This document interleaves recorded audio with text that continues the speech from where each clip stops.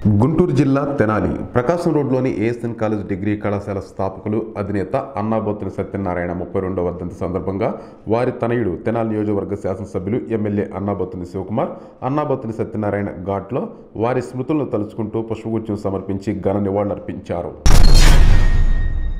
గుంటూరు జిల్లా గుంటూరులోని మాజీ మంత్రి నక్కా ఆనందబాబు క్యాంప్ కార్యాలయంలో వేమూరు నియోజకవర్గ అమర్తలూరు మండల అమర్తలూరు గ్రామానికి చెందిన కొలకులూరి మధుబాబు వారి ఆధ్వర్యంలో అమర్తలూరు, పెదపూడి, కూచిపూడి గ్రామాల నుండి 30 కుటుంబాలు వైసీపీ ప్రభుత్వ విధి విధానాలు నచ్చక వైసీపీ పార్టీ నుండి తెలుగుదేశం పార్టీ కండువాలు కప్పుకొని తెలుగుదేశం పార్టీలోకి విలీనమయ్యారు. వీరిని మాజీ మంత్రి నక్కా ఆనందబాబు తెలుగుదేశం పార్టీలోకి సాదరంగా ఆహ్వానించారు.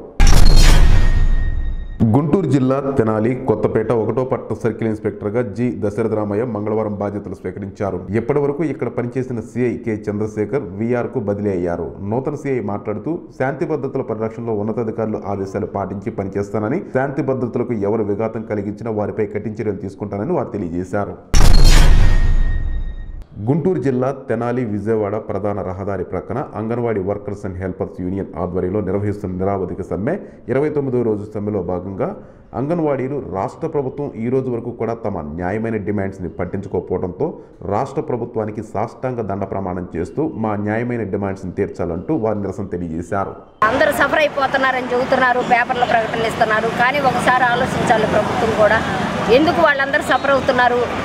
మీరు 5 సంవత్సరాలు రాజకీయం చేస్తే మేము 22 సంవత్సరాలు, గత 23 సంవత్సరాల నుండి మేము మాకు ఇచ్చిన 1000 మంది పరిధి జనాభాలో ఎంతమందిని మేము చూసుంటామో మాకే తెలుసు. కానీ మీరు ప్రభుత్వం మండి వైపును చూపించొద్దు. మా నిజమైన కోరికల్ని, మా న్యాయమైన కోరికలను కూడా మీరు మాకు అనుకూలంగా మలుస్తారని కూడా మేము భావిస్తున్నాము. ఎన్ని రోజులైనా మీరు మాకు సరైన తీర్పు ఇవ్వకపోతే మేము ఎంత దూరమైనా, ఎన్ని రోజులైనా, నెలలైనా ప్రయాణం చేసి మేము మా సమ్మెను, నిరవధిక సమ్మెను కొనసాగిస్తామని తెలియజేస్తాం. వాళ్ళకి 29వ రోజు బాలింతలు అన్నారు, పిల్లలు అన్నారు.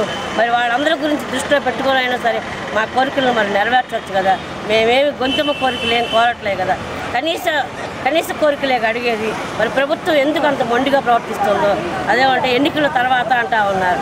ఇప్పుడు పట్టించుకోని వాళ్ళు మళ్ళీ తర్వాత ఎప్పుడు పట్టించుకుంటారు? ఎంతమంది, లక్షల మంది, 1,10,000 మంది రోడ్డును పడి వజాలు ఎంతమంది అడుగుతున్నారంటే మరి ప్రభుత్వం ఎందుకు అట్ట పట్టినట్టుగా ఉండిందో తెలియకోకుండా ఉండింది. నిరంతర వార్తా స్రవంతి కోసం మా D1 న్యూస్ ఛానల్ని సబ్స్క్రైబ్ చేసుకోండి. Please like, share, subscribe D1 news channel.